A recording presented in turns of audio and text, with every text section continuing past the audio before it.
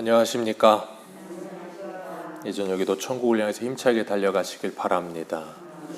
오늘은 우리가 벨직 신앙고백서 22번째 시간으로 대제사장인 그리스도의 우리를 위한 만족이라는 제목으로 같이 말씀을 나누도록 하겠습니다. 우리 벨직 신앙고백서 20이랑 우리의 유일한 대제사장이신 그리스도의 우리를 위한 만족 한번 읽겠습니다. 시작. 우리는 선지자들이 예언한 바와 같이 예수 그리스도께서 멜기세덱의 반차를 따른 영원한 대제사장이 되시리라고 맹세로 확증되신 것과 우리를 대신하여 성부 하나님 앞에 자신을 내어주시고 십자가 위에서 자신을 들이시고 우리의 죄를 씻어주시고 피를 흘리신 완전한 만족으로 말미암아 하나님의 진노가 가라앉았음을 믿습니다. 성경에는 다음과 같이 기록되어 있습니다. 그가 찔림은 우리의 허물 때문이요 그가 상함은 우리의 죄악 때문이라. 그가 징계를 받았으므로 우리가 평화를 누리고 그가 채찍에 맞았으므로 우리가 나음을 받았도다. 그분은 도수장으로 끌려가는 어린 양 같았고 범죄자와 같은 취급을 당했습니다. 빌라도는 처음에 그분이 죄 없다 선언했지만 결국 그분의 범죄자로 정하였습니다. 그분은 자신이 빼앗지 않은 것도 갚아주셨고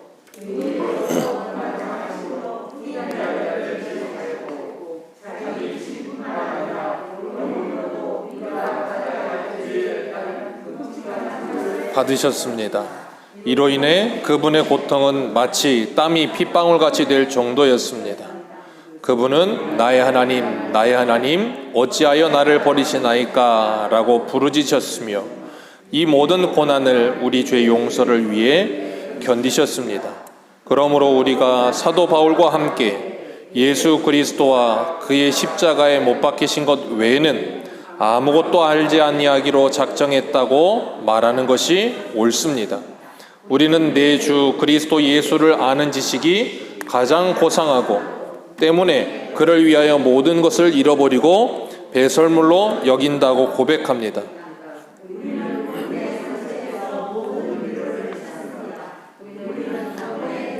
이 희생제사 외에는 하나님과 화목하게 될 다른 수단을 찾거나 고안할 필요가 없음을 고백합니다. 신자는 이 희생제사로 말미암아 단번에 영원토록 완전하게 됩니다. 바로 이것이 하나님이 천사가 그분을 예수라 하라고 한 이유입니다. 이는 그분이 자기 백성을 죄에서 구원할 자이시기 때문입니다. 오늘은 대제사장이신 그리스도, 그분이 우리를 위해 어떤 만족을 주셨는가, 그 부분에 대해서 우리가 살펴볼 텐데, 우리가 지난주에는 하나님의 공의로우심과 자비로우심에 대해서 같이 말씀을 나누었었어요. 하나님의 공의로우심과 자비로우심은 함께한다 그랬습니다. 어디서 함께하는가 하면 예수 그리스도의 십자가 아래서, 예수 그리스도의 십자가 위에서 함께한다 그랬어요. 하나님께서 공의로우시기 위해서 죄인을 그냥 두실 수가 없어요. 그래서 죄인된 우리의 죄와 그 죄의 책임을 모두 다 예수 그리스도에게 대신 담당시키시고 그 예수 그리스도가 그 모든 짐을 짊어지시고 십자가에 죽으시고 부활하심으로 그 모든 죄를 해결하셨습니다. 그리고 우리에게 그 죄를 사하여 주시고 우리를 의롭다 칭해 주시고 우리에게 영원한 생명을 주셨어요. 그것이 바로 하나님의 자비로우심이다 그랬어요. 예수 그리스도 안에서 하나님의 공의와 자비가 완성되어지는 것이고 그 예수 그리스도의 대속의 사역을 통해서 우리가 하나님의 구원함을 받은 인생들이라는 것에 대한 분명한 인식이 있어야 되는 거예요. 그 분명한 인식이 있으려면 제일 먼저 내가 철저한 죄인이라는 것, 내가 구제불능의 죄인이라는 것에 대한 심각할 정도로 선명한 깨달음이 있어야 돼요. 우리가 내가 죄인이라는 것에 대한 분명한 깨달음이 없으면 예수 그리스도의 구속의 은혜는 내게 은혜가 되지 않는다 그랬습니다. 그리고 그 말씀은 내게 복음이 되지 않아요. 왜요? 내가 죄인이라는 것이 느껴지지 않기 때문에 나는 지옥에 간다? 지옥이라는 개념도 믿질 않고 나는 지옥 갈 죄인이라는 것에 대한 심각한 상태의 이 인식도 없다 보니까 예수 그리스도가 간절히 필요하지도 않죠. 그런 사람들에게는 하나님의 말씀이 복음이 되지 않고 하나님의 말씀이 그들에게 중요하지 않다 그랬어요.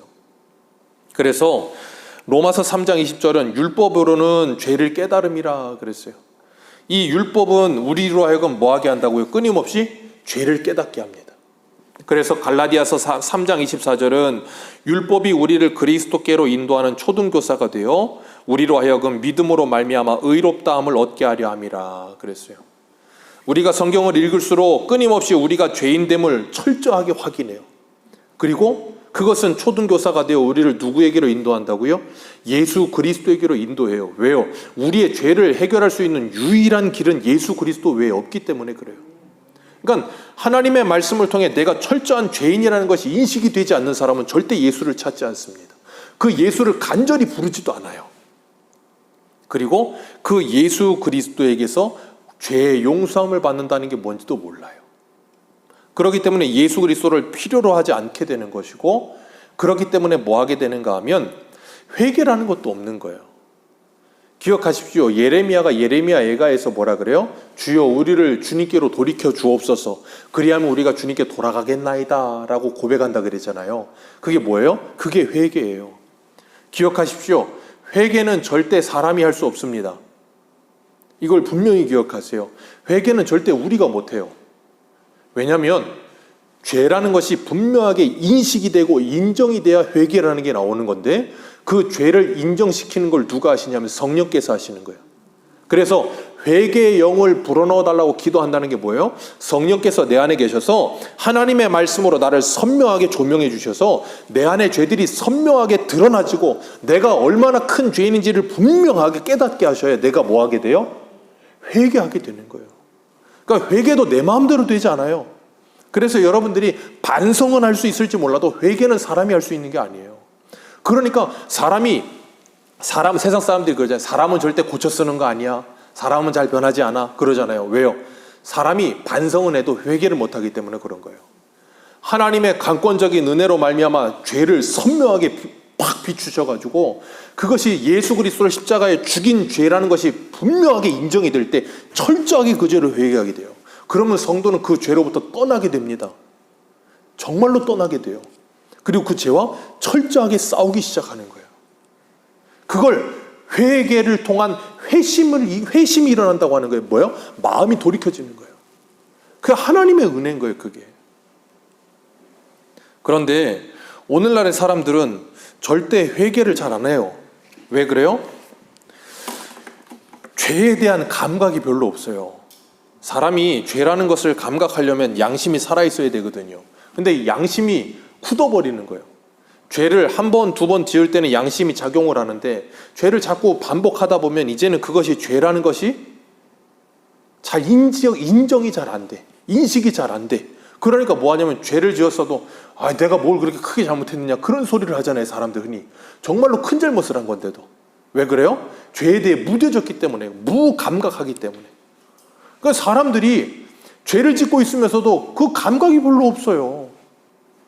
그러니까 뭐 어떻게 해요? 무서운 처벌을 하잖아요. 왜 무서운 처벌을 합니까? 그 사람이 지은 죄가 얼마나 무서운 죄인지를 스스로가 자각하게 만들려고 무서운 처벌을 하는 거예요. 그렇기 때문에 이 공의와 법이 철저하게 그리고 무섭게 서 있어야 사람들이 죄인식을 분명히 가져요. 안 그러면 죄가 죄로 여겨지지 않는다니까. 그러니까 오늘날의 사람들 보세요. 자기들이 정말 무서운 죄를 짓고 살면서도 뭐예요? 죄라고 여겨지지 않잖아요. 그걸 죄라고 생각지도 않아요. 왜요? 하도 많이 지어서. 하나님께서 말씀을 통해서 우리를 조명해 주셔서 우리가 정말로 큰 죄인이라는 걸 정말로 깨달아야 돼요. 그래서 그 죄로 말미암아 애통함이 터져 나와야 돼요. 애통함이 터져 나오면서 주님을 간절히 찾아야, 그 죄로 말미암아 괴로워야. 그런데 오늘날 사람들은 죄로 괴로움을 가지기 싫어해요. 그러면서 뭐 하는가 하면 이 죄라는 걸 회개할 생각도 하지 않고 자꾸 사람들이 죄에 대해서 회개하고 회심하라는 말보다는 뭔 말을 자꾸 듣기를 좋아하냐면 회복과 치유라는 말을 자꾸 듣고 싶어 해요. 오늘날의 교회에서 어느 순간부터가 회복과 치유라는 말이 많이 나옵니다. 회복과 치유라는 말이 나쁘다는 게 아니에요. 그런데 그것 이전에 회개와 회심이 있어야 되는 거예요. 철저한 회개와 철저한 회심이 있고 난 후에 회복과 치유가 있는 거지, 회개와 회심 없이 치유와 회복은 없어요. 그게 예레미야 시대에 거짓 선지자들에 있던 평강하다나 평강이 없는 모습인 거예요. 사람들로 철저한 회개를 하지 못하도록 자꾸 사람들 덮어두는 거예요. 그 사람들이 뭐예요? 죄와 죄책감으로 괴로워하면 아이 괜찮아 그런 생각하지 마. 아 예수님이 다 용서하셨는데. 그러니까 그 사람이 그 죄와 죄책감 때문에 괴로워하면서 그 죄로부터 벗어나고 싶어서 하나님께 회개할 마음조차 갖지 못하게 만드는 거예요. 그러니까 사람들 어떻게 해요? 괴로워하고 죄 때문에 괴로워하고 죄책감을 가지면 심상히 치료해 주잖아요. 아 여행 갔다 와. 뭐 이렇게 해갖고 그걸 풀어, 그런 마음 풀어. 그러면서 뭐 하게 되냐면 하나님께 회개하지 못하게 만들어요. 그게 사단이 하는 일이에요. 우리가 잊지 말아야 될 것, 참된 회복과 참된 회심, 그리고 참된 치유, 참된 안식은 예수 그리스도의 구속의 은혜를 내가 통과해야만 내게 찾아오는 겁니다. 기억하세요. 문제가 해결이 돼야 내가 안식이 찾아오죠. 문제가 해결이 되지 않는데 어떻게 내가 평안해지고, 문제가 해결이 되지 않는데 내가 어떻게 기쁨이 찾아오고, 문제가 해결이 되지 않는데 내가 어떻게 내 안에 평강이 찾아오겠어요. 우리의 문제는 뭐라고요? 죄요. 그 죄 문제가 예수 그리스도로 말미암아 진실로 이게 회복이 돼야, 이게 용서가 돼야, 진짜로 용서가 돼야, 그래서 그것이 되게 믿음으로 받아들여져야 그게 회복이 일어나는 거예요. 그때부터 그게 치유가 일어나는 거예요. 그때부터. 그거 있기 전에는 안 되는 거예요. 그러니까 사람들이 잠깐 동안에 치유나 아니면 회복에 대한 메시지를 듣거나 뭐 그런 걸 들으면 잠깐 동안은 마음이 편안해. 그런데 조금 있으면 또 뭐예요? 그게 해결이 되질 않으니까, 근본적인 게 해결이 안 되니까 뭐예요? 그게 계속 반복되는 거예요. 그걸 끊어내지 못하는 거예요. 죄의 고리를. 그건 누구만 할 수 있다고요? 예수 그리스도만이 할 수 있는 거예요. 그걸 내가 끊어내기 위해선 하나님 앞에 철저하게 회개해야 되는데, 그 철저하게 회개하려면 뭐해야 되냐? 그 죄가 예수를 십자가에 못 박아 죽게 한 죄라는 것에 대한 철저한 인식이 있어야 되는 거예요. 그 인식까지는, 내가 그런 인식과 자각이 없으면 하나님께 기도하셔야 돼요. 하나님, 내가 이런 큰 죄를 짓고 있는데도 내 마음은 괴로움도 없고 내 마음은 심각한 마음도 들지 않는다고 하나님께 기도하셔야 돼요. 근데 오늘날에는 그런 영적인 감각이 완전히 무뎌져 버렸어요. 죄를 지으면서도 죄라고 느껴지지도 않아. 그러니까 죄인이라는 생각도 들지 않고, 그러니까 주님이 간절히 필요하지도 않고, 그분의 십자가의 은혜가 내가 은혜가 되지도 않고, 그러니까 그것이 반복되니까 뭐예요? 신앙의 매너리즘에 빠지는 거예요. 신앙의 매너리즘에 빠지니까 뭐예요? 다람쥐 쳇바퀴 돌듯이 맨날 돌고 아무런 느낌도 없고, 그러니까 사람들은 뭐예요? 자극을 찾아요. 자극을 찾아서 더 흥분시키고 우리를 더 막 이렇게 고양시킬 수 있는 그 뭔가를 자꾸 찾는 거예요. 그러니까 자꾸 뭔가 이렇게 막 해야 되는 거고, 그게 교회의 문제인 거예요. 본질적인 걸로 들어가지 않고 자꾸 본질 외적인 걸로 자꾸 문제를 끄집어내서 그걸로 뭔가를 하려고 하니까. 그러니까 근본질적으로 사람이 변하지 않죠. 왜? 죄의 문제가 해결이 되지 않으니까. 예수가 나의 주인이 되지 않으니까. 그러니까 오늘 새벽에도 뭐 했어요? 출애굽기 하면서 하나님이 율법을 주실 때, 그 율법을 주시고 나서 그 율법이 뭘 의미한다 그랬어요? 하나님과 이스라엘 백성 사이에 경계선이라 그랬잖아요. 그 율법을 통해 하나님을 사랑하고 이웃을 사랑하게 하시게 한다 그랬잖아요. 그런데 사사기가 어떻게 된다고요?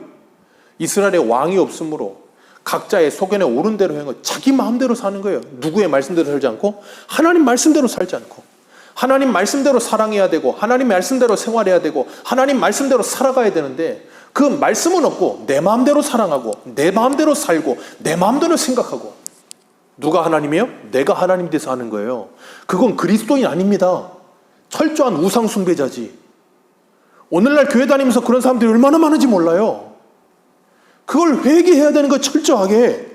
그래서 예수가 진짜 내 안에 주인 되셔야 돼요. 그래야 변해요. 안 그러면 사람은 절대 안 변합니다. 그래서 사람은 죽고 다시 살아야 변하는 거예요. 죽기 전에 사람이 안 변해요. 그 죄의 문제를 근본적으로 해결하시기 위해 누가 오셨다고요? 예수님이 오셨어요. 그래서 예수의 이름, 오늘 벨직 신앙고에서 맨 마지막이 뭐예요? 맨 마지막 문장, 바로 이것이, 같이 한번 읽어볼까요? 바로 이것이, 시작. 바로 이것이 하나님의 천사가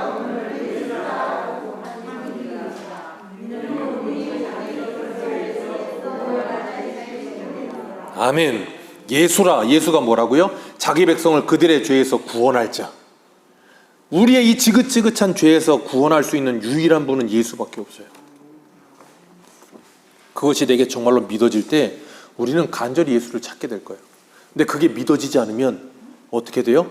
이 죄책감과 죄의 문제를 해결하고 싶어서 떠나는 거예요. 여행을 떠나거나 아니면 그걸 잊고 싶어가지고 쾌락을 즐기거나 그걸 잊고 싶어가지고 다른 뭘 찾는 거예요. 자꾸 그런 걸로 자꾸 내 죄를 해소하고 싶은 거예요.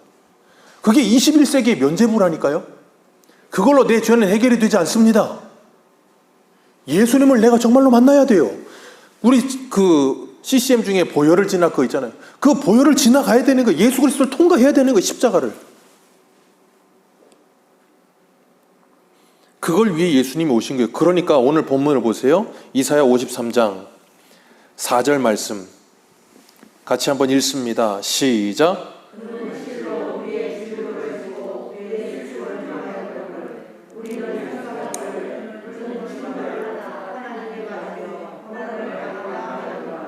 예수님은 내 질고 때문에, 예수님은 내 죄 때문에 그 모든 일을 당하셨는데 우리는 뭐라고 생각한다고요? 그는 징벌을 받아 하나님께 맞으며 고난을 당하는도다. 예수님 십자가에 죽은 건 내 죄 때문이 아니다라고 생각한다고요. 왜? 나는 죄가 없으니까. 나는 회개할 게 없는 사람이니까. 그러니까 사람들이 뭐라 그래요? 회개를 외치면 날마다 하는 말이 뭘 그렇게 맨날 회개만 하냐고. 회개할 게 어디 있느냐고. 그런 사람만큼 마음이 강팍한 사람이 없어요. 왜요? 내 마음이 얼마나 죄악으로 가득한지를 모르는 거예요. 왜? 그 마음 상태가 너무 오래되다 보니까 그걸 무감각해서 느끼지를 못하는 거예요.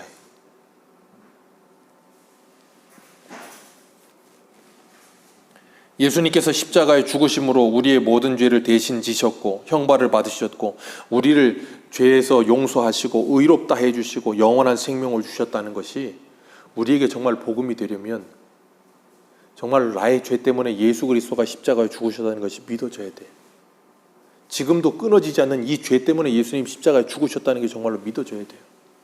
그걸 믿는 사람은 그걸 끊고 싶어서 피 흘리기까지 그 죄와 싸운다니까요. 피 흘리기까지 죄와 싸운다는 게 뭐예요? 내가 끊어지지 않는 이 내 옛사람 버릇들, 잘못된 습관들, 이 죄악된 모습들 끊어내고 싶어서 피나는 노력을 하며 싸워야 되는 거예요. 죄와. 그런 피 흘리는 싸움 없이 죄를 끊을 수 있다고 생각하지 마세요. 그러면서 그렇게 피 흘리기까지 싸우면서 내 죄를 끊어내기 위해 싸워보지도 않으면서 뭐라 그래요? 아유, 안 돼. 원래 안 되는 거야. 왜 그런 소리를 쉽게 하느냐고요. 나는 안 되는데 예수님은 되신다니까요. 그래서 우리는 죄와 피 흘리기까지 싸우면서 전적으로 내 힘으로 안 된다는 걸 전적으로 고백하면서 하나님께 기도할 수밖에 없는 거예요. 그 예수님을 간절히 찾을 수밖에 없는 거예요. 그럴 때 하나님이 은혜를 주셔서 그 죄에서 나를 해방시켜 주신다니까요. 그걸 경험해야 되는 거예요. 그걸 경험하지 못하니까 복음의 능력을 믿지를 못하는 거예요. 그걸 경험을 못하니까. 피 흘리기까지 싸우면서 죄를부터 철저하게, 그래야 그 죄가 지긋지긋해지는 거예요.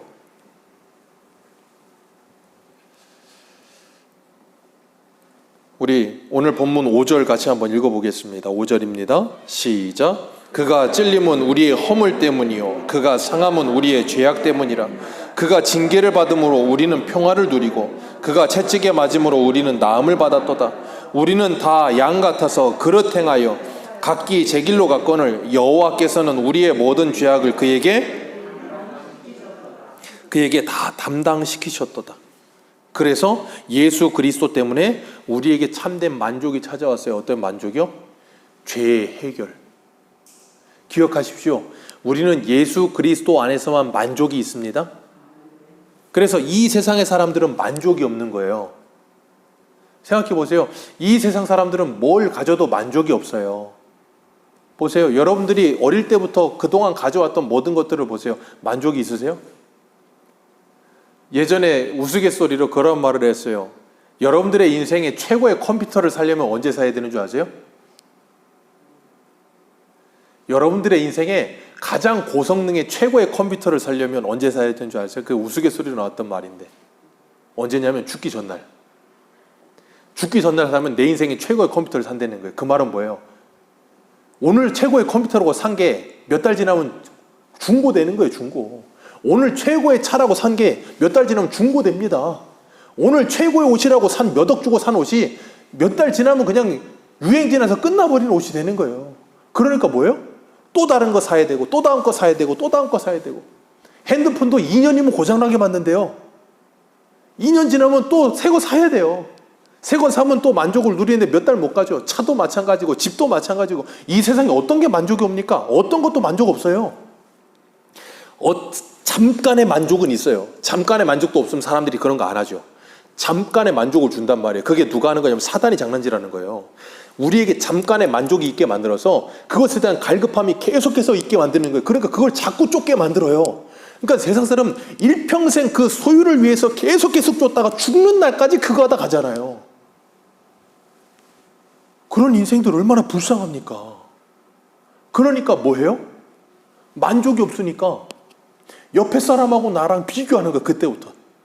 내가 쟤보다 좀 나으면 그래도 그냥 위안을 삼고, 쟤보다 좀 못하면 그냥 괴로워하고. 얼마나 웃깁니까? 어젠가 그제 기사 보니까 영국에서 무슨 도자기, 중국 도자기를 경매를 붙였는데 얼마에 팔린 줄 아세요? 경매가가? 123억. 도자기 하나에 123억인가 그래요. 109억인가 그렇고 뭐 세금 뭐 해갖고 123억이 그렇대요. 근데 그 도자기가 무슨 뭐 옛날 그 도자기인 줄 알았는데 알고 봤더니 뭐 20세기래나 19세기에 만들어진 정가 한 200만 원이면 사는 거를 서로 경쟁 붙어가지고 123억에 산 거, 200만 원짜리를. 그거 산 사람은 어떻게 했어요? 아주 땅을 치고 후회를 걸요. 얼마나 어이없습니까? 세상 사람들이 그런 거예요. 그러고 사니 얼마나 불쌍해요. 그러니까 예수 안에서 인생의 진정한 만족을 맛보는 사람들은 그런 사람들을 보면 뭐예요? 불쌍한 거예요. 그러니까 야곱이 바로한테 가서 바로를 축복하는 거예요. 그러니까 바울이 아그리빠 왕하고 벨릭스 총독 앞에 서가지고 자기가 죄수들로 묶여있는데 뭐라 그래요? 여기 있는 사람들이 이렇게 묶인 것 외에는 너희들도 나처럼 됐으면 좋겠다. 평생 만족 없고 평생 그냥 늘 괴로움 속에 사는 너희들, 난 이렇게 묶여 있어도, 난 이렇게 죄수가 됐어도 나는 주 안에서 만족한다. 나는 주 안에서 기쁨을 누린다. 그러니까 바울이 빌립보서에 뭐라 그래요? 감옥 안에 있는 바울이 밖에 있는 빌립보 교회를 향해서 제일 많이 한 말이 뭐예요? 내가 다시 말하노니 주 안에서 기뻐하라. 아니, 감옥에 있는 사람이 밖에 있는 성도들한테 기뻐하래요. 그게 어떻게 가능해요? 예수 안에 있기 때문에 가능한 거예요.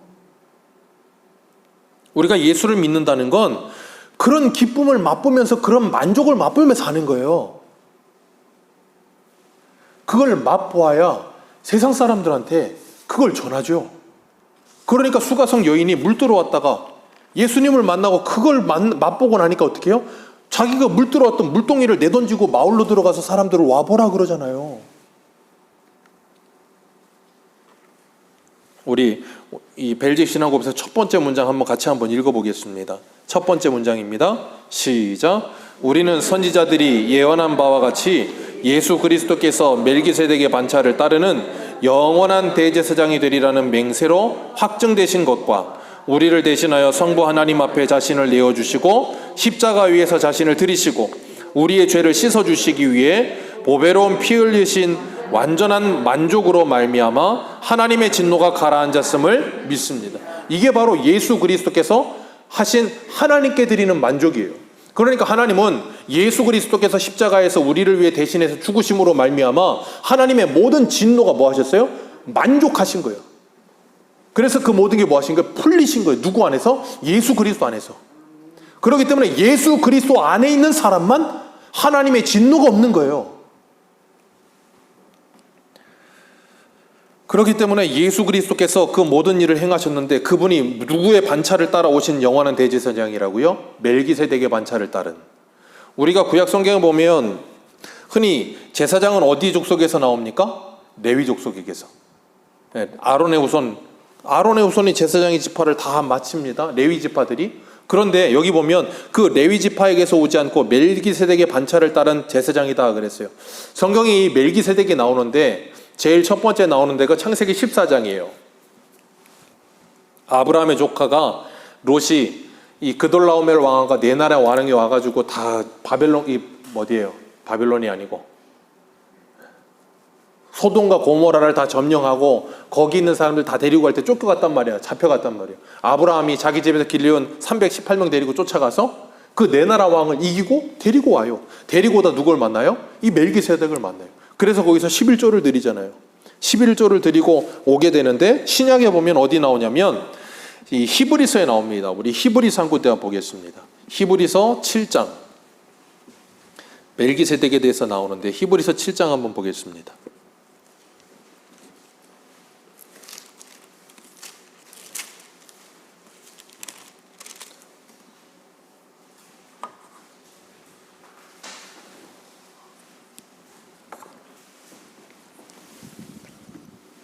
히브리서 7장 1절.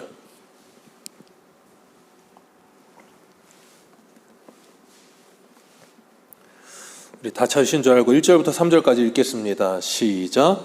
이 멜기세덱은 살렘 왕이요 지극히 높으신 하나님의 제사장이라 여러 왕을 쳐서 죽이고 돌아온 아브라함을 만나 복을 빈 자라. 아브라함이 모든 것을 10분의 1을 그에게 나누어 주니라. 그 이름을 해석하면 먼저는 의의 왕이요 그 다음은 살렘의 왕이 곧 평강의 왕이요 아버지도 없고 어머니도 없고 족보도 없고 시작한 날도 없고 생명의 끝도 없어 하나님의 아들과 닮아서 항상 제사장으로 있느니라. 아멘. 여기 보면 멜기세덱에 대해서 소개하죠. 뭐라고 소개해요? 살렘의 왕이라. 이 예루살렘을 말하는 거예요. 살렘의 왕이라. 그리고 지극히 높으신 하나님의 제사장이라. 그리고 그는 뭐 한다고 그에 대해 해석하면 먼저는 의의 왕이요 그리고 살렘의 왕이요 평강의 왕이라. 어디서 많이 들은 단어죠. 그리고 그 다음에 뭐예요? 아버지도 없고 어머니도 없고 족보도 없고 시작한 날도 없고 생명의 끝도 없어 하나님의 누구와 아들과 닮아서 항상 제사장으로 있느니라. 우리 찾으신 김에 히브리서 7장 24절 한번 보겠습니다. 23절부터 읽어 내려갑니다. 7장 23절부터 시작. 제사장 된 그들의 수요가 많은 것은 죽음으로 말미암아 항상 있지. 거기까지만 읽습니다. 제사장이 많은 이유가 뭐라고요? 사람이라 죽어요. 그래서 수요가 많았던 거예요. 그런데 24절 읽습니다. 시작. 예수는 영원히 계심으로 그 제사장 직분도 갈리지 아니하느니라. 그러므로 자기를 힘입어 하나님께 나아가는 자들은 온전히 구원하실 수 있으니 이는 그가 항상 살아계셔서 그들을 위하여 우리에게 이 대제사장이 있으니 얼마나 감사해요. 그러기도 이분 때문에 우리의 대제사장 하나님과 사람 사이의 유일한 중보자 되신 예수 그리스도 때문에 우리는 누구에게 나가요? 하나님께 나아갈 수 있고 하나님께 온전한 구원을 받을 수 있는 거예요. 그리고 26절 시작. 이러므로 대제사장은 우리에게 합당하니 더러움이 없고 죄인에게서 떠나 계시고 하늘보다 높이 되시니라. 그는 저 대제사장들이 먼저 자기 죄를 위하여 다음에 백성의 죄를 위하여 날마다 제사 드리는 것과 같이 할 필요가 없으니 이는 그가 단번에 자기를 드려 이루셔. 거기까지만 읽습니다. 살아있는 레위 자손의 제사장들은 백성들의 죄를 사하기 전에 먼저 누구의 죄를? 자기 자신의 죄를. 왜요? 제사장도 사람이니까. 자기 죄를 먼저 하나님께 이렇게 해결을 받아야 됐고 그 다음에 백성들의 죄를 해결을 받아야 했는데 그 죄를 해결을 받는 건 계속해서 반복돼야 됐어요. 왜요? 영원히 죄가 사해지잖아.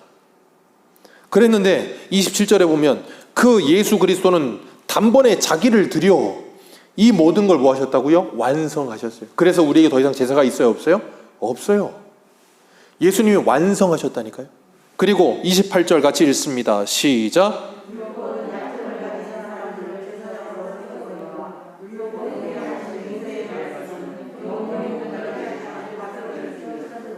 아멘. 율법의 약점을 예수님 오셔서 보았다고요? 완성하셨어요. 율법을 폐하는 게 아니라 완성하셨어요. 자신이. 그 모든 율법을 완성하시고 그 말씀을 우리에게 주신 거예요. 그리고 우리의 중보자 되시고 대제사장 되시고 그것뿐 아니라 제물 되셔서 대속의 제물이 되셔서 그래서 세례 요한이 예수님을 보고 뭐라 그랬어요? 보라, 세상 죄를 지고 가는 하나님의 어린 양이로다. 예수님은 자기 자신이 제물 되셨고 자기 자신이 제사장 되셔서 자기 자신을 하나님께 드리신 거예요.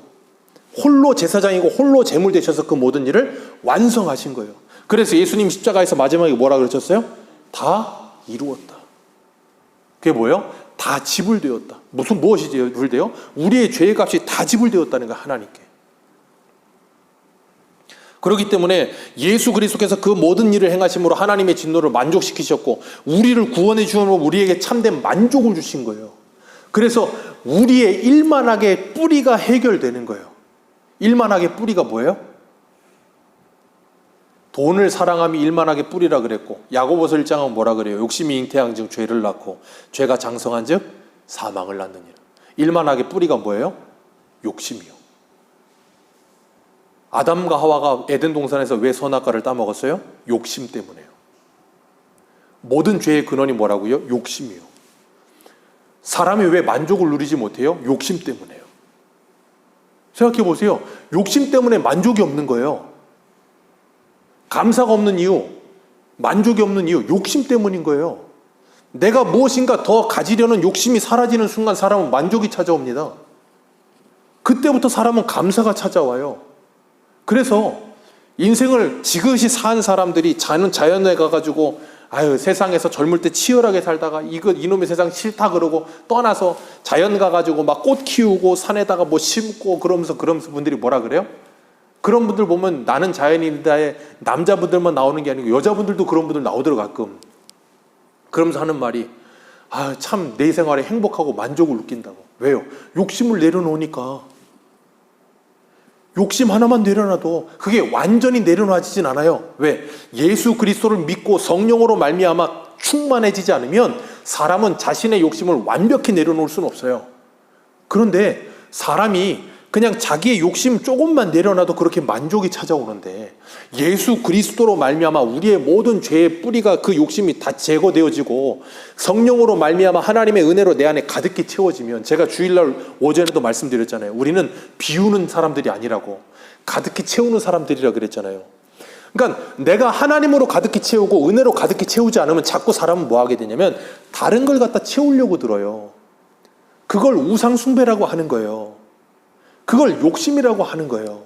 근데 하나님으로 내 안에 가득해지면 다른 걸 채우지 않아도 만족이 와요. 왜? 가득하니까. 그리고 나면 참된 감사함이 나오기 시작하는 거예요. 그래서 바울이 뭐라 그래요? 범사에 감사하라. 어떻게 가능해요? 예수 그리스도 안에서 가능한 거예요. 그러지 않으면 참된 감사는 나오지 않아요. 범사에 감사가 안 나와. 왜? 저 사람은 4발 가졌고 저 사람은 3발이 가졌고 저 사람은 50평 살고 있고 저 사람은 자가고 저 사람은 전세고 나는 월세고 그러고 있으니까 참된 만족이 안 와.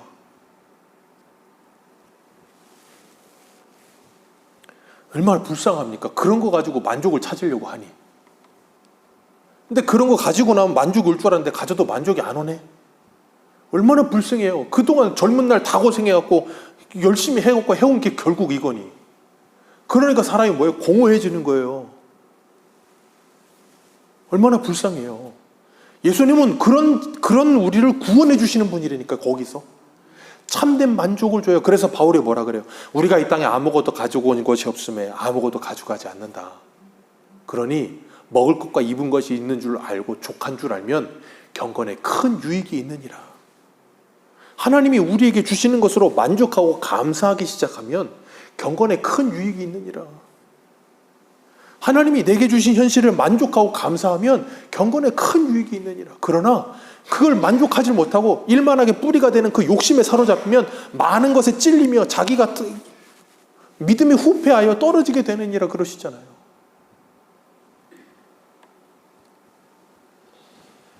우리가 예수 그리스도를 믿고 하나님의 자녀가 되어서 하나님을 예배하는 삶을 살아간다는 것은 얼마나 감사한 건지 몰라요. 제가 늘 말씀드리지만 예배를 우리가 최선을 다해서 열심히 잘 드린다고 해서 우리가 하나님께 드려지는 예배를 드릴 수 있는 게 아니에요. 우리는 예수 그리스도 때문에 우리의 예배가 하나님께 받아지는 겁니다. 예수 그리스도 때문에 하나님께서 우리 예배를 받으시는데도 불구하고 우리는 하나님께, 나를 구원하신 하나님께 감사해서 내가 할 수 있는 최선의 노력을 다해서 하나님께 예배하는 거예요. 그리고 그것이 하나님께 기쁨으로 받아진다 해서 나의 공로가 되지 않아. 왜? 사람이 아무리 최선을 다해도 하나님께 만족이 안 되니까. 근데 예수님 때문에 만족이 되는 줄 알고 하나님께 감사하여 최선을 다해 예배한 사람들은 하나님께 또 감사하게 되는 거예요. 감사가 감사를 또 낳는 거예요. 회개도 마찬가지예요. 아까 말씀드렸죠? 우리가 회개할 수 있는 게 아니에요. 하나님이 우리에게 회개형을 불어넣어 주셔서 애통하는 마음으로 하나님께 간절히 회개해. 그러면 하나님이 우리를 용서하신다니까요.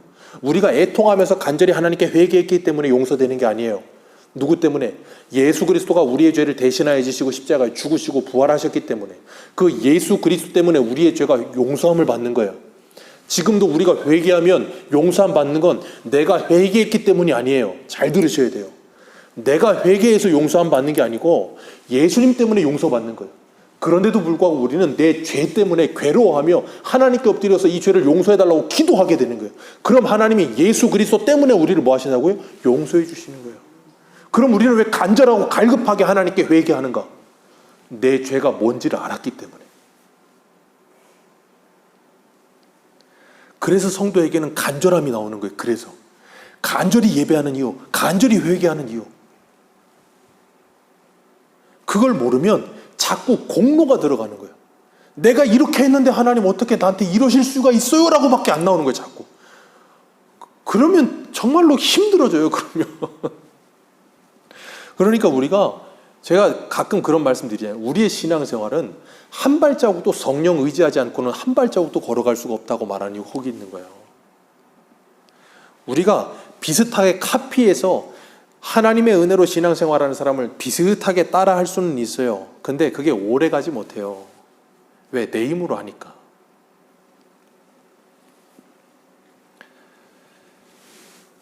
그렇기 때문에 우리는 사도 바울이 고백하는 것처럼 예수 그리스도의 십자가 외에는 자랑할 것이 없는 인생이 되는 거예요. 왜? 그분 때문에 우리가 회개할 수 있는 거고, 그분 때문에 우리가 예배 드릴 수 있는 거고, 그분 때문에 우리가 이렇게 일상생활 속에 하나님께 일상의 예배로 영광 올리게 될 수 있는 거예요. 그분 때문에. 나 때문이 아닌 거예요. 그러니까 내 공로는 하나도 없어. 예수 그리스도의 십자가 공로밖에 없어. 그러니까 계시록에 뭐라 그래요? 어린 양의 보좌 앞에 그 사람들이 머리에 쓰고 있는 면류관을 벗어가지고 그 앞에 대어드리잖아요. 왜? 내 공로가 아니라는 걸 인정하는 거예요. 그런데도 불구하고 상을 찾아요. 상은 뭐라고요? 예수 그리스도가 우리에게 상이에요. 아멘이십니까? 하나님의 영원한 나라를 우리에게, 하늘의 모든 상을, 우리 하늘의 모든 복을 예수 그리스도 안에 다 줬다니까요. 그러니까 우리는 자꾸 뭐라 그러냐면, 하나님, 내가 이렇게 열심히 하나님을 위해서 하면, 나는 열심히 안 한 사람은 천국 가서 개털모자 쓰고 나는 금면류관 쓰겠죠? 자꾸 그런 식으로 가는 거예요. 왜? 내가 열심히 해서 공로를 쌓았다고 생각하니까. 그게 누구의 은혜인데? 하나님의 은혜고 예수 그리스도 안에서 그런 은혜를 내게 주신 건데. 그러니까 바울이 뭐라 그랬어요? 주일 저녁에 말씀 나눴던 것처럼, 내가 마땅히 쓸 수 있는 권리를 사용하지 않고 내가 하나님의 복음을 전하는 것 자체를 내가 뭐로 여긴다고요? 상으로 여긴다 그랬잖아요. 나는 하나님의 복음을 전할 자격이 없는 자임에도 불구하고 하나님이 나를 충성되이 여겨 이 일을 지켜주신 것 자체가 내게 영광이다. 그렇게 되는 거예요, 성도는. 그래서 예수님이 뭐라 그래요? 종이 밖에 나가 축구라고 일하고 와서 집에 와가지고 주인 식사를 차리고 나서 그 앞에 서 있으면 주인이 종을 칭찬한다고요? 아니라고요. 무익한 종이 마땅히 해야 할 일을 하였을 뿐입니다 라고 말할 수밖에 없는 거라고요. 왜? 종이 할 일이니까. 그거는 그냥 종이 할 일, 당연히 해야 될 일 해놓고서는 나 잘했죠 그러면 돼요? 아니라니까요. 그렇기 때문에 우리 한 군데만 읽어보겠습니다. 로마서 5장 11절. 로마서 5장 11절입니다. 로마서 5장 11절을 한번 보겠습니다.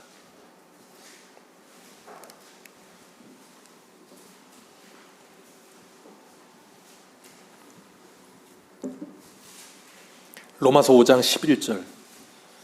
우리 같이 읽습니다. 신약성경 245페이지 시작. 그뿐 아니라 이제 우리로 화목하게 하신 우리 주 예수 그리스도로 말미암아 하나님 안에서 또한 즐거워하느니라. 예수 그리스도로 말미암아 하나님 안에서 즐거워하느니라. 그러니까 성도는 하나님 안에서 항상 기뻐하는 겁니다. 주 안에서 내가 너에게 다시 말하노니 항상 기뻐하라. 주 안에서 쉬지 말고 기도하라. 주 안에서 범사에 감사하라. 왜 쉬지 말고 기도해야 돼요? 사단이 우리의 마음을 빼앗아가니까. 항상 기뻐할 수 있는 마음을 빼앗아가고 범사에 감사할 수 있는 마음을 빼앗아가. 그리고 자꾸 나를 비교시켜. 쟤 뭐 가졌고 난 안 가졌어. 그렇게 돼버리면 뭐 한다고요? 열등과 교만에 빠져서 괴로움 속에 지옥의 구렁텅이로 날 자꾸 밀어넣어. 그러니까 감사 없고 원망과 불평만 나오는 거예요. 이스라엘 백성들이 광야에서 하늘에서 만나가 내리는 걸 먹고도 뭐라 그랬다고요? 이 하찮은 음식 외에는 없느냐. 애굽에서는 부추와 파, 그러니까 자꾸 사람이 자기 스스로를 지옥으로 빨아들이는 가장 이 확실한 방법이 뭔지 아세요? 남과 나를 비교하는 거예요. 남과 나를 비교하는 순간 그 사람은 지옥으로 빠져들어가요. 고통과 괴로움으로 빠져들어가요. 그러니까 항상 아내들이 남편을 항상 다른 집 남편과 비교하는 순간 그 가정은 지옥으로 빠져들어가는 거예요. 남편이 아내를 다른 집 아내들과 비교하는 순간 지옥으로 빠져들어가고, 엄친 딸을 내 자녀들과 비교하는 순간 지옥으로 빠져들어가는 거예요. 관계는. 기억하십시오. 다른 사람과 나를 비교하지 마시길 축복합니다. 다른 사람과 나를 비교하지 마세요.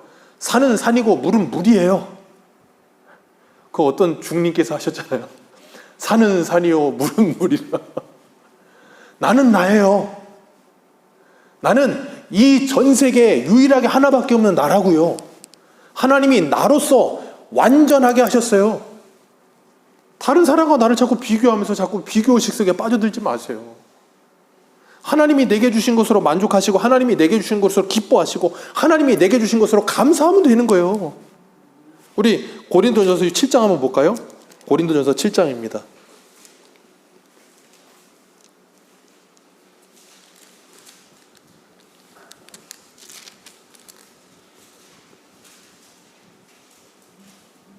고린도전서 7장 20절.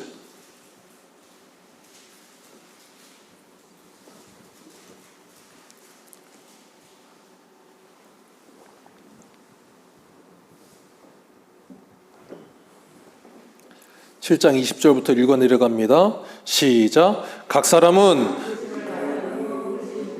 지내라. 내가 종으로 있을 때 부르심을 받았느냐? 염려하지 말라. 그러나 내가 자유롭게 될 수 있거든 그것을 이용하라. 주 안에서 부르심을 받은 자는 종이라도 주께 속한 자유인이요, 또 그와 같이 자유인으로 있을 때 부르심을 받은 자는 그리스도의 종이니라. 너희는 값으로 사신 것이니 형제들아, 너희는 각각 부르심을 받은 그대로 하나님과 함께. 아멘. 우리가 어떻게 부르심을 받았든 중요하지 않다는 거예요. 종으로 부르심 받았던, 부자로 부르심을 받았던, 몸이 건강하게 부르심을 받았던, 몸이 약하게 부르심을 받았던, 똑똑하게 부르심을 받았던, 똑똑하지 않게 부르심을 받았던, 그거 중요하지 않다는 거예요. 뭐가 중요하다는 거예요? 부르심을 받은 그대로 누구와 함께 거하라? 주님과 함께 거하라. 그걸로 된 거예요. 아멘이십니까? 그걸로 된 거예요. 그걸로 되지 못하니까 자꾸 감사가 없는 거예요. 쟤는 주인으로 부름받았는데 난 이게 뭐야, 지지리도 가난하고 난 종이고 난 뭐 제대로 하는 것도 없는 것 같고. 그게 뭐라고요? 내 스스로를 지옥으로 끌고 가는 사단의 유혹에 빠져드는 거예요. 기억하십시오. 하나님은 우리의 있는 모습 그대로를 사랑하십니다. 너무 낙심하지 마세요. 그렇기 때문에 우리가 예수 그리스도 안에서 하나님과 화목을 누리고 즐거워할 수 있는 것이에요. 주님께서 마가복음 10장 45절에 이렇게 말씀하셨어요. 인자가 온 것은 섬김을 받으려 함이 아니라 도리어 섬기려 하고 자기 목숨을 많은 사람의 대속물로 주려 하심이라. 섬김을 받으러 오지 않으셨고 섬기러 오셨어요. 자기의 몸을 많은 사람의 대속물로 나누어 주시기 위해서 이 땅에 오셨다라고 주님께서 우리에게 분명히 말씀하세요. 그리고 우리들에게도 말씀하세요. 너희도 이렇게 사랑하라. 어떻게 해요? 예수님께서 자신의 몸을 십자가에 내어주신 것처럼 서로 사랑하라. 서로를 위해 희생하라. 우리가 데살로니가전서 이번 주 주일 저녁에 했었잖아요. 2장 말씀. 뭐라 그랬어요? 우리가 사도로서 마땅히 권위를 이렇게 인정받을 수 있지만 그렇게 하지 않았다. 권리를 찾아먹지 않았다. 그리고 도리어 우리가 유모와 같이 너희들을 위해서 참으며 너희들을 양육했다 그랬잖아요. 우리가 마땅한 권리를 찾지 않고 그 권리를 우리가 희생할 수 있는 것, 사랑의 수고를 할 수 있는 것, 누구 때문에요? 예수님 때문에. 오늘 본문 보세요. 이사야 53장 7절. 이사야 53장 7절입니다. 6절 7절 같이 읽습니다. 시작. 우리는 다 양 같아서 그릇 행하여 각기 제 길로 갔거늘 여호와께서는 우리의 모든 죄악을 그에게 담당시키셨도다. 그가 곤욕을 당하여 괴로움 때에도 그의 입을 열지 아니하였으며 마치 도수장으로 끌려가는 어린 양과 털 깎는 자 앞에서 잠잠한 양같이 그의 입을 열지. 예수님께서 무슨 죄 때문에? 나 때문에 그러셨는데, 여러분이 만약에 예수님 자리에 있다면 얼마나 억울하겠어요? 얼마나 할 말이 많겠어요? 그런데 예수님 뭐 하셨다고요? 아무런 말을 하지 않으셨느니라. 그리고 그 입을 열지 아니하고 잠잠한 양같이 도수장에 끌려가는 양처럼, 털 깎는 자 앞에 있는 양처럼 그 모든 걸 담당하셨다. 그리고 우리에게도 그렇게 사랑하라고 말씀하고 계시는 거예요.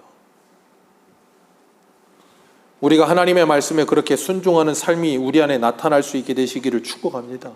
그러기 위해서 믿음의 주 온전케 하시는 예수를 날마다 바라보셔야 돼요. 그 예수님을 놓치는 순간 우리에게서 그런 사랑은 나오지 않아요. 우리에게서 그런 믿음의 인내는 나오지 않아요.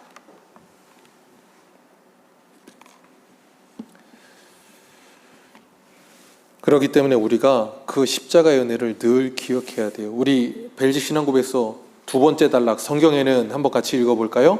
같이 읽습니다. 시작. 성경에는 다음과 같이 기록되어 있습니다. 그가 찔림은 우리의 허물 때문이요 그가 상함은 우리의 죄악 때문이라.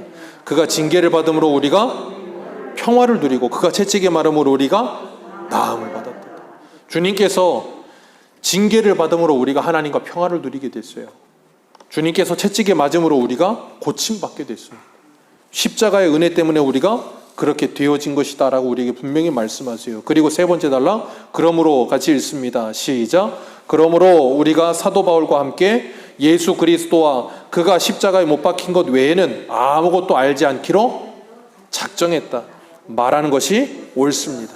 우리는 내 주 그리스도 예수를 아는 지식이 가장 고상하기 때문에 그를 위하여 모든 것을 잃어버리고 배설물로 여깁니다. 고백합니다. 우리는 그분의 상처에서 모든 위로를 찾습니다. 우리는 단번에 드려진 희생제사 외에는 하나님과 화목하게 될 다른 수단을 찾거나 고안할 필요가 없음을 고백합니다. 신자는 이 희생제사로 말미암아 단번에 영원토록 완전하게 됩니다. 그렇기 때문에 이 죄를 해결하기 위해 우리는 날마다 뭐 해야 돼요? 주님 앞에 나와서 회개해야지. 그 죄와 죄책감을 잊어보겠다고 여행을 가거나 아니면 뭘 먹으러 다니거나 아니면 뭘 누려보거나 뭘 마시거나 뭘 해가지고 그 죄책감을 잊어보겠다? 그게 누가 주는 마음이라고요? 사단이요. 그런 사람은 절대 회개하지 않습니다. 그렇기 때문에 뭐 하잖아요? 그 인생이 변하지 않는 거예요. 죄를 궁극적으로 본질적으로 해결해야 되는데 그걸 해결하지 않아. 그때 잠깐 오는 죄책감을 해결하려고 무마시키려고 그 잠깐 무마할 수 있는 방법만 쓰는 거예요. 제일 비겁한 거예요.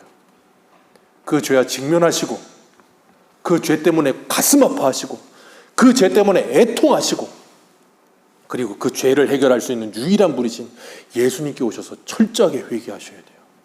그럴 때 주님께서 우리를 긍휼히 여기시고 우리를 돌이켜주시고 우리를 그 죄에서 건져주셔서 우리에게 그 죄에서 풀려나는 자유를 주실 줄 믿습니다.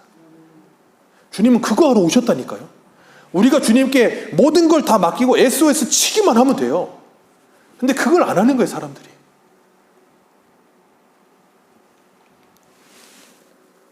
그렇기 때문에 우리는 예수 그리스도께 십자가에 못 박힌 후에 아무것을 알지 않기로 작정했고 그리스도 예수를 아는 지식이 가장 고상하기 때문에 그것을 위해 모든 것을 잃어버리고 배설물처럼 여긴다 그랬어요.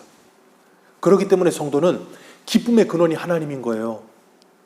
그러니까 내가 이 땅을 살아가면서 우리가 슬프고 괴로운 모든 문제들이 생각해 보세요. 여러분의 영혼의 문제와 결부시키면 그게 슬픈 문제 같으십니까? 가만히 한번 생각해 보시라고요. 여러분이 지금 괴로워 죽겠고 여러분들이 힘들어 죽겠고 여러분의 인생이 끝날 것 같고 내 인생은 완전히 파산이라고 생각하는 그 모든 문제들이 여러분의 영혼의 문제와 영원의 문제와 결부시켰을 때 그게 그렇게 괴로운 문제입니까? 아니라니까요. 그런데 사단은 그것 때문에 내가 죽을 만큼 괴로운 인생이 되게끔 만들어서 우리를 그럼 자꾸 죄의 구렁텅이 속에 빠져 있게 만들어요. 거기에 눌러 앉아서 회복이 되지 못하게 만들고 하나님을 찾지 못하게 만들고 하나님의 은혜를 받아서 그 모든 현실 속에서도 내가 믿음으로 이겨낼 수 없도록 자꾸 나를 그 안으로 싸잡아 들고 들어가는 거예요. 자꾸 저 죄의 심연 속으로 거기에서 그걸 끊어내셔야 되는 거예요. 그러려면 뭐 하셔야 되냐면 하나님께 기도하셔야 되는 거예요. 하나님 이런 마음 갖지 않게 해 주옵소서. 하나님 이런 생각 갖지 않게 해 주옵소서. 그럴 때 뭐 하냐면 우리 아까 했던 것처럼 찬송, 주님만을 찬송하면 할렐루야. 그 찬송 가사처럼 그렇게 되는 거예요. 그럴 때. 그리고 나면 세상 사람들이 여러분을 보면 이상하게 여기는 거예요. 왜? 쟤는 망했는데, 쟤는 저런 환경인데 어떻게 얼굴이 저렇게 울그락불그락하고 죽을 상이 아니고 맨날 저렇게 찬송, 뭘 노래를 흥얼거리고 저렇게 웃나? 우리한테 궁금해지는 거예요. 넌 왜 그렇게 사니? 내 인생의 실패는 돈이 없어 실패 아니고 이 세상에서 출세 못해 실패가 아니고 내 인생의 실패는 예수가 없으면 실패한 거고 내 인생의 성공은 예수가 있으면 성공한 거다. 난 예수를 믿는다. 그래서 내 인생은 성공했다. 난 예수를 믿는다. 그래 난 출세했다. 난 예수를 믿는다. 그래서 나는 행복하다. 말할 수가 있는 거예요. 세상 사람들의 행복의 기준, 출세의 기준, 성공의 기준은 뭐예요? 돈이잖아요. 그러니까 그 사람들은 돈 많으면 행복하고 돈 없으면 슬퍼요. 성도는 그게 아니라고요. 그래서 우리 믿음의 선배들이 옛날에 1900년대 초반에 그 1900년대인가 그 일제 때인가 아니면 이 남북 전쟁 때인가 그런 가사를 써갖고 찬송 부른 게 있잖아요.